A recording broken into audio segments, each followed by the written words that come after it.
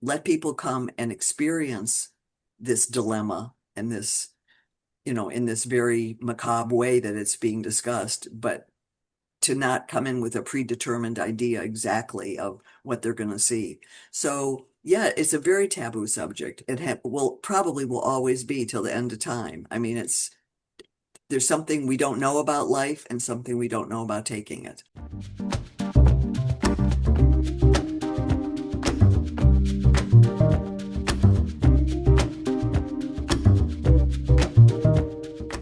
Hi everyone, it's David Stark from Watcher Pass. Today I'm very excited to talk to horror royalty. I'm talking to Lin Shaye about House of Abraham, which came to theaters on June 13th, 2025. I'm going to talk to her right now, and while you're watching, if you can like and subscribe to this channel, that would be fantastic. I'll spread a lot. Thank you. All right, so thanks so much for joining me today. I have horror royalty with me. I have Lin Shaye talking about House of Abraham, which came to theaters on June 13th, 2025. It is a new indie horror thriller that deals with the sins of the past, the sins of the present, and where those two might collide. I really enjoy it. I love your performance. I want to hear more about your character and how you got involved in this movie. So I am very excited to talk to you, as you can tell, and thanks so much for joining me. Thank you. Thanks for inviting me. I'm excited to talk to you too. So there. Oh, you're too sweet. You say that to everyone, I'm sure, but No, I'm I gonna do not. pretend. I do not. I swear. I swear. Awesome. So, look, it's a horror movie. You are in it. That feels perfect. But I'm just curious, how did you get involved in this movie? What about this script really kind of like spoke to you and made you want to take on this project? I think it was Lucas who approached me. And we've been sort of friends, Facebook friends, and we did a movie actually some years ago. Boy, my head is, I've had so many conversations. That was wonderful with Natasha, also called The Black Room. And so this was a mini reunion, which we didn't really realize until we started realizing it was a mini reunion. But he told me about the script. I read it. I really thought it was a fantastic sort of deep dive into a taboo subject that nobody really talks about, and that probably most people, whether they called it suicide or not, have wished not to be here at certain times in their life, depending on the pain they're going through. So I thought it was a really fascinating subject to discuss, and I loved the character. I feel I brought very wonderful moments to her as I discovered she was a little dog who had very sharp teeth at the end of the day. Yeah, she And definitely had a bite. yeah, she definitely had a bite. And that we started to develop thoughts of the character. And I was that it was going to shoot in Texas and blah blah blah. Good people, good story, good character. I'm in. Yeah, no, I loved your character. I love how at the start, like you can just tell something is off about this person. She's a little bit too nice, a little bit too kind of like, I don't know, brainwash might be the right word, but was that how she was always in the script, or was that kind of something that you and Lucas developed as you were like talking about her and how she fits into like the rest of the characters in this movie? I don't think we ever discussed it, to be honest. That was just how I saw the first moment in that script is she's excited for this woman to come. As an actress, I go right to the moment.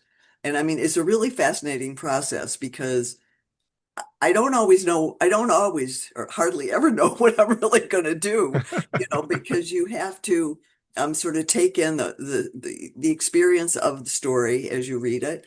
And then for instance, in that opening scene, I'm welcoming this woman and I'm excited for her to be there. So right away, that gives me, I'm going to try to impress her. I'm going to put a little flower. So maybe she'll think she's going to be happy here and we're going to make it wonderful for her. And that whole idea of just waiting for her was what gave me that joy, joyful waiting for somebody to show the world to that they live in and that they love and are we don't know she's trapped in it, but we don't know that part yet. But she's and so we all thought, even I remember Lucas also and Natasha saying you seem so you're joyful, so joyful.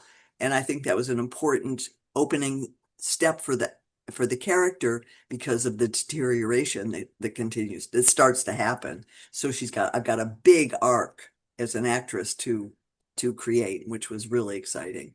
Yeah, exactly. And I love kind of has how your character deteriorated, got a little bit more sinister. And sometimes you couldn't tell, if it was your character because she seemed so innocent or if it was someone else. And you have to watch the movie, but sometimes it's your character, sometimes it's someone else. But it was fun to have that kind of like X factor throughout the film. Great, that's good news.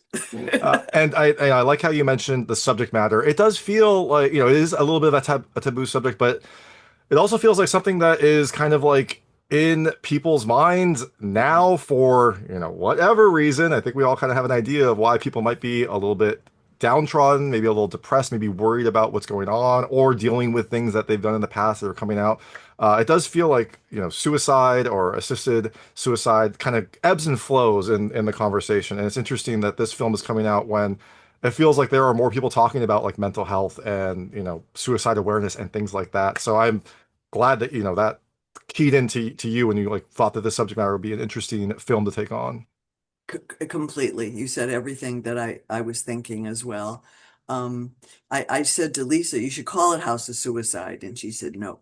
She said, because that's the taboo, and people won't go see it because they're afraid, because they'll be afraid. They won't go. I mean, and I talked to a bunch of other people and I said, no, it really should, and people said, no, she's right, and I think she was right that let people come and experience this dilemma and this, in this very macabre way that it's being discussed, but to not come in with a predetermined idea exactly of what they're going to see. So, yeah, it's a very taboo subject. It will always be till the end of time. I mean, there's something we don't know about life and something we don't know about taking it. I mean, I, I think about that. This is a whole other story, but my doggie passed away. Oh, I'm And sorry. That's but I sometimes know worse than a child, but yeah, it's a part of your 100%. family. But I mean, but the thing about death is so, I mean, I watched it happen, and you see life leave. It will almost make, I mean, it will make me cry, but I won't do it on this. I mean, but it's fast. There's a fascination with that also. Like, how can you be there and then you're not there? And where did you go? And what happens when that happens? So I think the whole subject is so, and everyone has their own, uh, not reconciliation, but also sort of convincing themselves that it's going to be okay, Hmm. and this is not so okay. I mean, this gives you a different perspective on what it is to have your life taken or lose it. Yeah, exactly. And even, with a pet or something like that, you're always doing that for their best interest, even if it's painful or even if you're not certain. There's always like the thought that, well, this is better for them. Whereas in this movie, we don't know. We don't know if it's better for them. Sometimes it might not be if you watch what happens. Well, exactly. I mean, I wasn't going to bring up the doggy thing, but it really did have that to it, of that moment of watching life leave. Yeah. It's powerful, and that these people, but they raise their hand to go do it, and then of course we see what happens during the course of the movie. It doesn't always work the way you think it's supposed to work, and there is. I think this movie is really scary. I mean, scary in ways you're not, you don't imagine, because I think it hits everybody in their own particular way. No one is going to receive this movie the same way, because Yeah. your relationship with dying is very personal. Yeah, And and it could trigger is an overused term, but it could like cause people to think or feel thoughts that they might not have felt in a while, or might bring up something, a dark place that they were in before that will rise to the surface unexpectedly during this movie. But I also agree. I think House of Suicide would have come in with like a weird, like some sort of predisposition there. You think it would be like a Rob Zombie movie, like House of a right, Thousand right. Corpses, House of Suicide, whereas House of Abraham is mysterious enough that you can like come in and not really expect it and then, And experience it. it has kind of a religious connotation, which is what I didn't like about it, but now I like it. I like that about it. Yeah, there is a little And religious aspect about the movie, so yeah, like a, a little religiosity about Lucas it. he could lead the sheep, and the Yeah, I mean, got that vibe. he was very charismatic. I would probably follow him. I'd like to think I would be smarter than that, but I don't know. I mean, he was pretty charismatic. I don't know. It depends how weak, not weak, but how empty you are, Vulnerable. Yeah, yeah. that you will follow someone. Anyway, So in the movie, we've talked. The movie does deal with suicide. Some of those, like you said, some of those scenes are pretty intense. What was it like filming them? Like being in the vicinity of them? I know everything was safe, but like some of them look realistic. They have practical effects that look realistic. What was that experience like? The scariest scene, I almost couldn't watch it, was the pool scene. Yeah, that was a rough one. And I have to tell you, that actor, I could never, I could not have done it. I would have said, I'm not doing it. I couldn't do it. I'm just putting that out there in the world. I, I don't ever, I don't know drowning thing. Drowning is somehow that's my bottom line, I guess. And this actor was, I wish I could remember his name because I didn't work with him. So, but he was fabulous. And so, and I mean, this thread is all the way through the film, but that was the scariest of all for me to witness and to contemplate. I mean, Yeah, exactly. I think it was Marvel A. Rex who played no, I don't Alex. think it was Oh, It wasn't Marvel. He wasn't in the pool, I don't think. oh, I got a hold of him later. okay. I thought he. I mutilated him good. Oh, oh no, never mind. Yes, you're right. You're right. Hold on, let me just double check. I would have gotten him out of the pool because I had my mutilation to take care of. Was it William Magnuson? Okay, William, you go down in history in my book for being the most courageous actor ever. I mean, and yeah, it was. I mean, my brother tried to. He, I was in an inner tube and he turned me over in the pool when I was around 7. He was just playing, but I remember that moment, even as a child, of thinking, I can't breathe. And if I breathe, I mean, I was only like 7 years old and I'll never forget that feeling.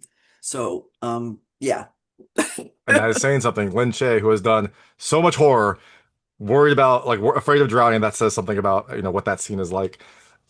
Now I know we have very limited time. I'm going to switch to really quick lightning round questions. I want to see how your personal experiences map the things in the movie. Feel free to skip any of them. I will not be offended, but I try to keep them very answerable. Okay, let's see. First question. This movie deals with a retreat of sorts. Have you ever been on some sort of retreat, some sort of, spiritual healing, yoga? I'm not sure, some kind of retreat? Yes, and I got out of it as soon as possible. Okay. You learned your lesson. Couldn't wait to get home. That's all I can say. Um, Next question. This film I love the scene where they ring a bell when, a pivotal event happens. Have you ever rung a bell for any reason? I mean, I don't know, like maybe on a farm for dinner, or maybe you have a bell that you ring to like focus. Have you ever rung a bell? My mom had a dinner bell, believe it or not, and I used to like to ring it. Who wouldn't, right? Just you ring that, everyone Like comes running. everybody, like it meant to bring the next course. Yeah, I love it. This film also dealt with USB drives, USB sticks. Do you have a USB drive on you, near you, something that stores something important? I don't even know what a USB drive is. It's these little things you I stick in do the not computer. have one. I do not. Okay, perfect. I have a Uh, toothbrush nearby, however, if I need that is very important. That is super important. More important than a USB drive for to. sure. I'm old Uh, school. yeah, no, I love it. This film also deals with people like recording confessionals, things like that. Have you ever recorded like a confessional, maybe like an apology or something that you either saved for later or sent to someone? I've written stuff, but I've never recorded anything. All I right, don't want it to in for perpetuity somewhere. I mean, I don't think about it like that, but I write more than I'll deal with media and to people. that makes sense. And the last question, you can feel free to skip this one because it does do a little bit of a taboo subject. Say that you had come to the decision that you wanted to end your life. Do you have a way that you would do it, or is that just something you would never even think about because that's not kind of how your brain is wired?